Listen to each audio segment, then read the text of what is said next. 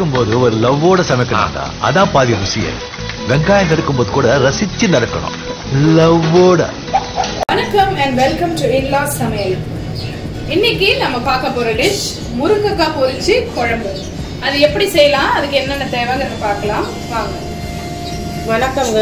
இப்போ இந்த முருங்கைக்காய் பொரிச்ச குழம்புக்கு நான் வந்து ஒரு 3 முருங்கைக்காய் கட் பண்ணி வச்சுட்டு நல்லா மஞ்சத்தூள், உப்பு, கொஞ்சம் மிளகாத்தூள் போட்டு எண்ணெயில் பொரித்து எடுத்து வச்சுருக்கிறேன். நம்ம மீனெல்லாம் வறுப்போம்ல, அந்த மாதிரி பொரித்து வச்சுருக்கேன். ஒரே ஒரு உருளைக்கிழங்கு அதையும் பொரித்து வச்சுருக்கிறேன். அதுக்கு சின்ன வெங்காயம் 100 கிராம் கட் பண்ணி வச்சுருக்கேன். 2 தக்காளி, ஒரு 10 பல்லு பூண்டு, 4 பச்சை மிளகா, தாளிக்க கருவேப்பிலை, கொஞ்சம் புளி கரைச்சல், தேங்காய் பால், தலைப்பால், இது வந்து தண்ணிப்பால். வாங்க இப்போ எப்படி செய்கிறதுன்னு பார்க்கலாம். இப்போ ஒரு அகலமான பாத்திரம் ஒன்று அடுப்பில் வச்சுட்டு ஒரு 1.5 கரண்டி எண்ணெய் ஊற்றிருக்கிறேன். நான் வந்து இந்த முருங்கைக்காய் பொரிச்ச எண்ணெயே இதில் சேர்த்துறேன் கலருக்காக. அதில் எண்ணெய் காஞ்சிட்டு ஒரு கரண்டி கடுகு உளுத்தம்பருப்பு சேர்த்துக்கிறேன். இந்த கரண்டியில் ஒரு கரண்டி வெந்தயம், இது 2 மட்டும்தான் சேர்க்கணும். அப்புறம் கொஞ்சம் கருவேப்பிலை, அப்படியே கொஞ்சம் 4 பச்சை மிளகா.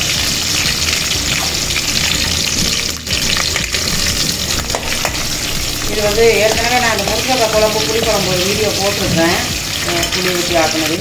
இது வந்து நம்ம முருங்கைக்காயை பொரிச்சிட்டு செய்கிறது நல்லாயிருக்கும். இந்த பூண்டையும் இதில் சேர்த்துக்கணும். சேர்த்துட்டு கொஞ்சம் நல்லா பொரிய வச்சுக்கணும்.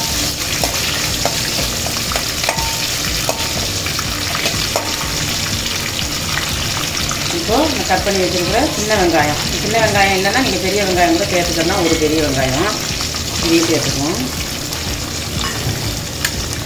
சேர்த்து நல்லா கொஞ்சம் நேரம் வதங்க விட்டுருவோம்.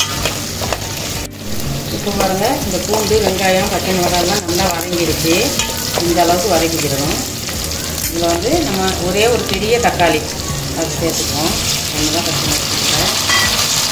அதையும் சேர்த்து நல்லா வதக்கி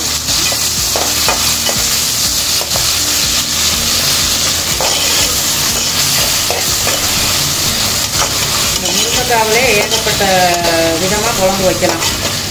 சாதாரணமாக ஒரு முருங்கைக்காய் குழம்பு வைக்கலாம், பருப்பு முருங்கைக்காய் குழம்பு வைக்கிறாங்கல்ல, சாம்பாரில் முருங்கைக்காய் போடணும், சாதாரண குழம்பு வந்து முருங்கைக்காய் பொரிச்ச குழம்புக்கும் முருங்கைக்காய் குழம்புக்கு அது சாதாரணமாக நம்ம எண்ணெயில் வதக்கி செய்யணும். சாம்பாரில் வந்து அப்படி இதில் வந்து ஒரு கரண்டி உப்பு போட்டுக்கிறேன். ஆமாம், இல்லைன்னா மறந்துடுவேன். அப்புறம் உப்பு போட்டுட்டு நல்லா கிண்டி விட்டுருவோம். இப்போ பாருங்க, தக்காளியை போட்டு நல்லா வதங்கிடுச்சு. இப்போ வந்து நம்ம இந்த பொரிச்சு இருக்கிற முருங்கைக்காய், உருளைக்கிழங்கு, 2 இதில் சேர்த்துவோம். எண்ணெய் தான் சேர்த்து ஒரு கிண்டி விட்டுருவோம். என்ன கேட்டால், பொரிச்ச முருங்கைக்காய் குழம்புக்கு என்னன்னு கேட்டியா, இந்த பொரிச்ச குழம்பு செய்கிறது வந்து ரொம்ப டேஸ்ட்டாக இருக்கும் சாப்பிட்றது. அதை விட இது ஆட் பண்ண ஒரே ஒரு உருளைக்கிழங்கு நல்லா டேஸ்ட்டாக இருக்கும். இது வரேன். இப்போ இதில் வந்து 1 ஸ்பூன் ஜீரகத்தூள்,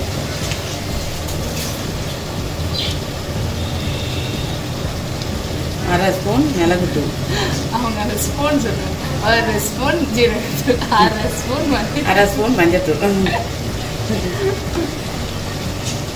என்ன ஃப்ளவர், மல்லித்தூள் 1 ஸ்பூன்,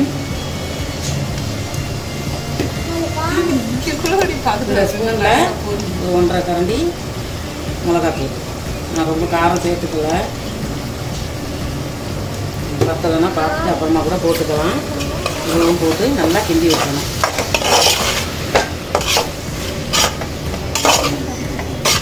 இது ரொம்ப நேரம் நம்ம வேக வைக்கணும்னு அவசியம் இல்லை, ஏன்னா நம்ம பொரிச்சிருக்கிறதுனால. இப்போ வந்து நான் அந்த தேங்காய் பால் சேர்த்துக்கிற போகிறேன். தண்ணி பால் சேர்த்துக்கிறேன்.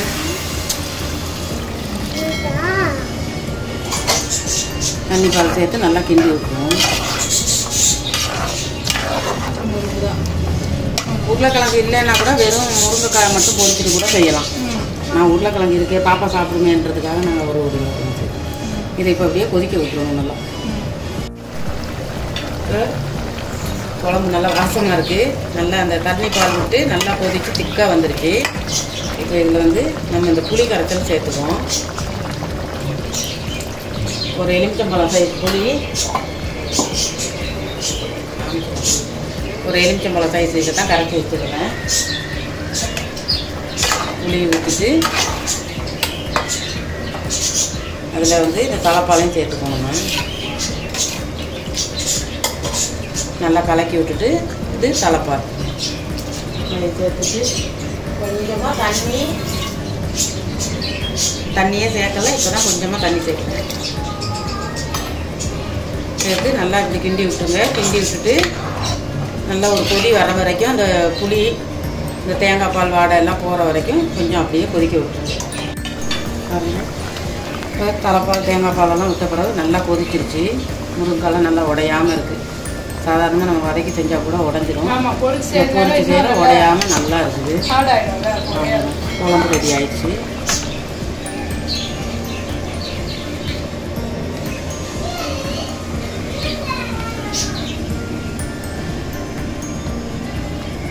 நல்ல சூப்பரான ஒரு முருங்கைக்காய் குழம்பு. நல்ல அருமையா சுவையான ஒரு முருங்கைக்காய் பொரிச்ச குழம்பு எப்படி செய்யறதுன்னு பார்த்தீங்க. நல்ல டேஸ்டியா வந்திருக்கு. நீங்களும் ட்ரை பண்ணி பாருங்க. இன்லா சமையலுக்கு சப்ஸ்கிரைப் பண்ணாதவங்க எங்க சேனலுக்கு தொடர்ந்து உங்க சப்போர்ட் தாங்க. சப்ஸ்கிரைப் பண்ணுங்க. அடுத்து ஒரு நல்ல வீடியோட உங்களை சந்திக்கிறோம். until then bye. Okay bye. சமைக்கும் போது ஒரு லவ்வோட சமைக்கணும்டா. அதான் பாதி ருசியே. வெங்காயம் நறுக்கும் போது கூட ரசிச்சு நறுக்கணும். லவ்வோட.